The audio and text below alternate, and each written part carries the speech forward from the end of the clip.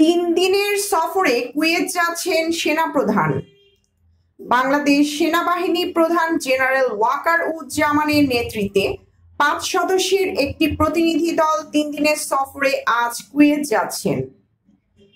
শনিবার ১৫ ফেব্রুয়ারি রাতে আন্তঃবাহিনী জনসংযোগ পরিদপ্তরের ISPR পাঠানো এক সংবাদ বিজ্ঞপ্তিতে এ তথ্য জানানো হয়। ISPR এর পক্ষ থেকে জানানো হয়, ১৬ ফেব্রুয়ারি কুয়েত যাবেন সেনাপ্রধান। সফরকালে সেনাবাহিনী প্রধান কুয়েত সরকারের সামরিক ও বেসামরিক উচ্চপদস্থ কর্মকর্তাদের সঙ্গে সৌজন্য সাক্ষাৎ এবং সামরিক বাহিনী সংশ্লিষ্ট দ্বিপাক্ষিক সহযোগিতা উন্নয়নের লক্ষ্যে মতবিনিময় করবেন।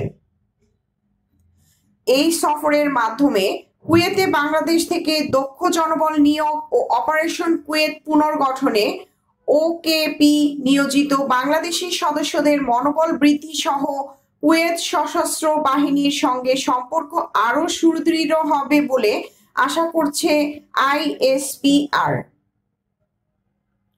News desk, voice Chittagong.